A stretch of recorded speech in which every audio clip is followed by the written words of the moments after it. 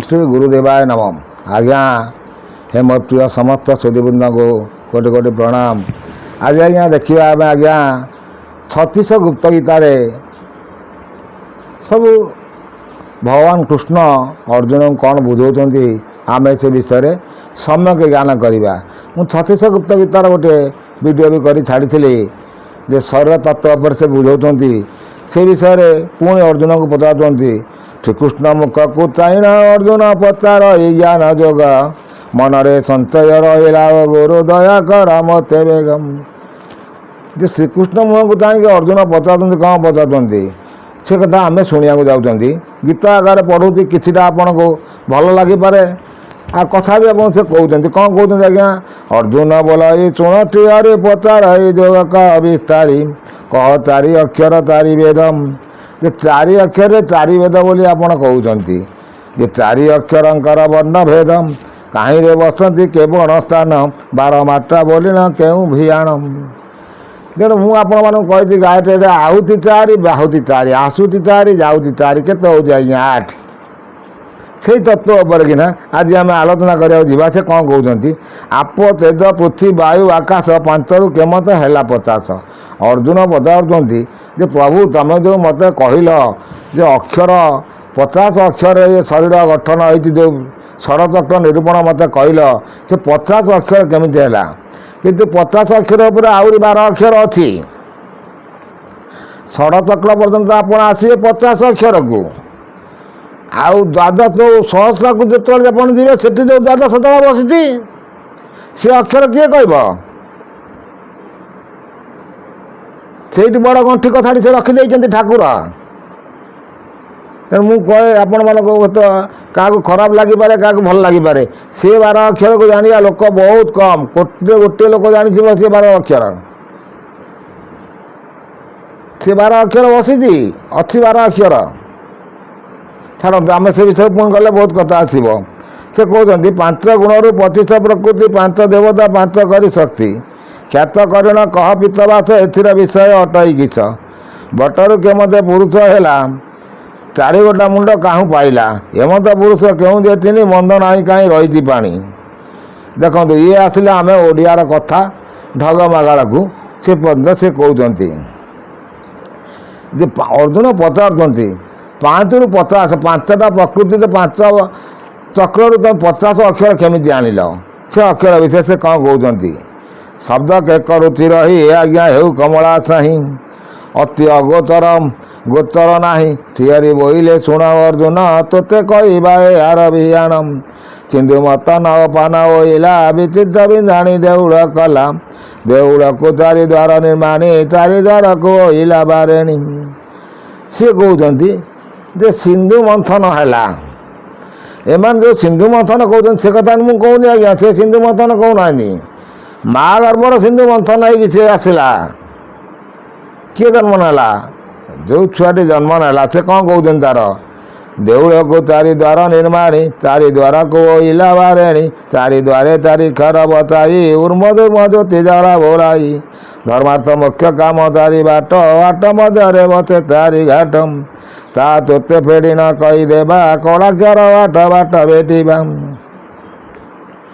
से अर्जुन को ज्ञान सब बुझाऊँ मुझे आपको कही आसी 4 कला हूँ उर्म धूर्म ज्योति ज्वाला सी उर्म धूर्म ज्योति यार चक्र बसाण में आपको कही आसी गोटे गोटे मन करके जदि आप भेद करें ताले सी जो 12 अक्षर द्वादश दल अक्षर बसुची द्वादश दल जो ठाकुर बसुची स्वयं परम ब्रह्म देवता ता पर्यंत आप जापे ये बारी गंठी कथा आज्ञा मुखरे शब्द हाट बसी प्रथम द्वार से बांछ फिटी र अक्षर पर रुजा अटई उद्वेग समस्त बारई सी कहते र अक्षर पर जुआ अटई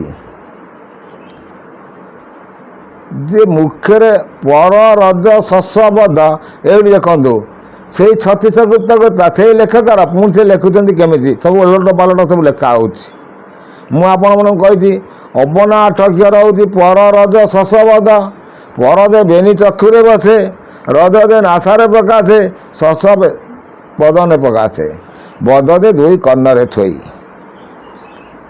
तेणु ये से ओलटा हो कथा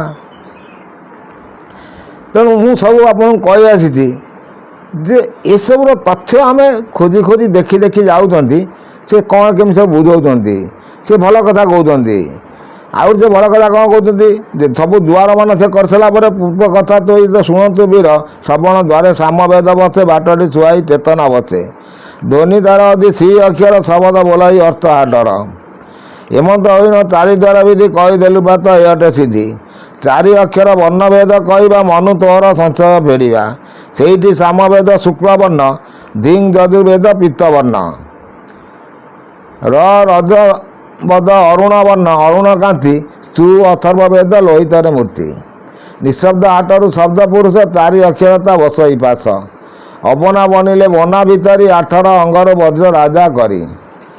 ମୁଁ ଆପଣମାନଙ୍କୁ ଆଗରୁ କହି ଆସିଛି ଅବନା ବନେଇବ ତେବେ ଯାଇ ପରମାମ ଦର୍ଶନ। ଅଜପା ଜପିବ ଅବନା ବନିବ, ଅଜପା ଜପିବ ଅବନା ବନିବ ତେବେ ଯାଇ ଭବ ସାଗରୁ ତାରିବ। ଅଜପା କ'ଣ? ଏଠି ତ ଜ୍ଞାନବାନ ସେ ଲେଖିଛନ୍ତି, ଯାହା ଛାଡ଼ନ୍ତୁ, ଲେଖକାର ମାନେ ଲେଖିଛନ୍ତି କିଏ କ'ଣ ସେଇପାଇଁ ଏଇ ଲେଖକାରମାନଙ୍କ କଥା ନେଇକି ମୁଁ ଖାସ୍ ଗୋଟେ ଚ୍ୟାନେଲ୍ କରିକି ବାହାର କରିଛି ଯେ ଆପଣମାନେ ଶୁଣିବେ ଜ୍ଞାନବାଣୀ ଭିତରେ କିନା କ'ଣ ସବୁ ଜ୍ଞାନ ଅଛି। ଯେ ମୁଁ ଯେ ଜ୍ଞାନୀ ମୁଁ ସେ କଥା କହୁନି, ଜ୍ଞାନୀ ତ ଯିଏ ମୋ ଘରେ ବହିଛି ସେ ଜ୍ଞାନୀ, ତାର ଭଣ୍ଡାର ଘର ସିଏ ଯେଉଁ କଥାଟାକୁ ଆମେ ଚିନ୍ତା କରି ଦେଖୁଛନ୍ତି ଏ ବିଷୟରେ ଆମେ ଆଲୋଚନା କରୁଛନ୍ତି। ଅବନା କ'ଣ, ଅଜପା କ'ଣ? ଅଜପାଟା ଯିଏ ଜପନ୍ତି ଆଜ୍ଞା, ଅଜପା ସବୁବେଳେ ଅର ଚାଲିଛି, ସେ ହେଉଛି ଅଜପା। ଅବନା ତାର ବନାନ ନାହିଁ, ପର ରଜ ଶଶବଦରେ କୌଣସି ବନାନ ନାହିଁ, ସେ ହେଉଛି ଅବନା ଆଠ ଅକ୍ଷର। ଅଜପା ସାଙ୍ଗରେ ମିଶିକି ସେ ଯାଉଛି। ତାକୁ ଯଦି ଆପଣ ଅବନା ବନିବ, ଅଜପା ଜପିବ ଅବନା ବନିବ, ଅମାପରେ ମାପ ସେ କରିବ, ତାକୁ ତୁମେ ମାପିବ।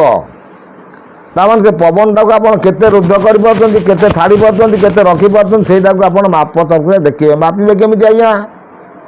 ଭଲ ସନ୍ଧି କଥାଟେ ଆଜ୍ଞା ପଡ଼ିଲା। ଯେତେ କଥା ତ କହୁ କହୁ ତା ଭିତରେ ତ ବାହାରିବ। କାରଣ ବସିକି ଯଦି କିଏ ଦୁଇ ଜଣ ତିନି ଜଣ ବସିକି ଆଲୋଚନା କରିବୁ ତାହେଲେ ଆପଣମାନଙ୍କୁ କ୍ୟାସେଟ୍ ଶୁଣିବା ପାଇଁ ଆହୁରି ଭଲ ଲାଗିବ। କିଏ ବା ଅଛି ଜ୍ଞାନୀ? ଭଲ ଭଲ କଥା ଆଜ୍ଞା ବାହାରିବ। କଥାରେ କହିଛି କ'ଣ, ପଞ୍ଚମୁଖରେ ହରି, ବସିଲେ ତର୍ଜମା କଲେ ତା ଭିତରେ କଥା କଥା ବାହାରିଲେ ସେ ସବୁ ବାହାରି ଆସିବ। ପେଡ଼ି ତ ଗଣ୍ଠି ପଡ଼ି ଯାଇଥାଏ ନା, ପେଡ଼ିଟା ଖୋଲିଲେ କ'ଣ ସେ ସବୁବେଳେ ବାହାରି ଆସିବ? ବାହାରିବନି। ଯେଉଁଭଳି ଇଏ ସବୁ କଥା ହେଉଛି ସେଇଭଳି ଆଜ୍ଞା। ପୁରାଣ ଶାସ୍ତ୍ରର କଥା ଆଲୋଚନା କରିବା ପାଇଁ ହେଲେ ସେଇଭଳି ସବୁ ମାର୍ଗର ଲୋକ ବସିବା ଦରକାର, ତା ଭିତରେ ଚିନ୍ତନ କରିବା ଦରକାର। ସେ ଯେଉଁ ଆଜ୍ଞା ଅବନା ଅଜପା ଅବନା ଯେଉଁ କହୁଛନ୍ତି ଅମାପ, ତାକୁ ମାପିବା ପାଇଁ ହେଲେ ସେ ଅକ୍ଷର ବସାଣ ଭିତରେ କିନା ଆପଣ ପବନ ବୁଲେଇ ବୁଲେଇ ବୁଲେଇ ବୁଲେଇ ଉଠି ଉଠି ଉଠି ଉଠି ଉଠି ଉଠି ଆପଣ ଯାଇକି ଦର୍ଶନ କରିବେ ଗୋଟେ ଜ୍ୟୋତି ସ୍ୱରୂପ। ନାରାୟଣ ଗୋଟେ ଜ୍ୟୋତି ସ୍ୱରୂପରେ, ସେ ଜ୍ୟୋତିଟା ଇଏ ଶରୀର ଭିତରେ ଖେଳଣା ହେଉଛି, ଚାଲୁଛି, ରହ ସେ ଚାଲୁଛି। କିନ୍ତୁ ସେ ପବନ ସଦୃଶ, ପବନ ଭିତରେ ସେ ଜ୍ୟୋତି ବହୁ ସୂକ୍ଷ୍ମ ଆଜ୍ଞା। ତାକୁ ଯଦି ଆପଣ ଚିହ୍ନିଗଲେ ତାହେଲେ ଆପଣ ସେଇଠି ସେ ଆପଣମାନଙ୍କୁ ମୁଁ କହିକି ଆସିଛି ଅଣାକ୍ଷର ବୋଲି, ଅଣ ଅକ୍ଷର ଠ ମୁଣ୍ଡଳା ସେଇ ଅଟଇ, ତେଣୁ ତା ଭିତରେ ଶୂନ୍ୟ ସେ ପୁରୁଷ ହାତୀ। ଭଲ ଭଲ କଥା ଆଜ୍ଞା ଆପଣମାନେ ଶୁଣୁଛନ୍ତି। ଆଉ କିଛି କଥା ଆପଣଙ୍କୁ ଭଲ କଥା ସେ କହୁଛନ୍ତି। କ'ଣ କହୁଛନ୍ତି? ପଞ୍ଚବଳରେ ଯେ ପୃଥ୍ୱୀ ବିହରେ ଆହାର ନିଦ୍ରାମ ଥୁନ ଜାଗ୍ରତ ବାୟୁକୁ ଜ୍ଞାନୀନ ପାଞ୍ଚ କଲା ଚିତ୍ତ ରୁଦ୍ରଟି ଅଟଇ ଚଉଁ ଦେବତା ଅପାନ ବାୟୁ ଶକ୍ତି ଉପେକ୍ଷିତା। ଦେଖନ୍ତୁ ଆଜ୍ଞା, ରୁଦ୍ର ବସୁଛନ୍ତି କେଉଁଠି ଆଜ୍ଞା?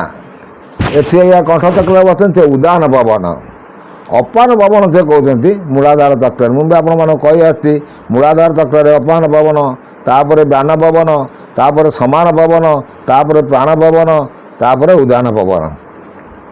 କିନ୍ତୁ ଇଏ ପଞ୍ଚଚକ୍ରରେ ପଞ୍ଚାଙ୍ଗ ପବନ ପରେ ଆଉ ଆପଣଙ୍କର ଲଲାଟ ଚକ୍ରରେ ପବନ କଥା ରଖୁନି, କୌଣସି ଶାସ୍ତ୍ରରେ ବି ନାହିଁ। ସୁନ୍ଦର ସୁନ୍ଦର ତଥ୍ୟ ଆପଣମାନଙ୍କୁ ଦେଇ ଆସିଲି। ପୁଣି ନେକ୍ସଟ ଅଧ୍ୟାୟରେ ଦେଖିବା କିଛି ଜ୍ଞାନ।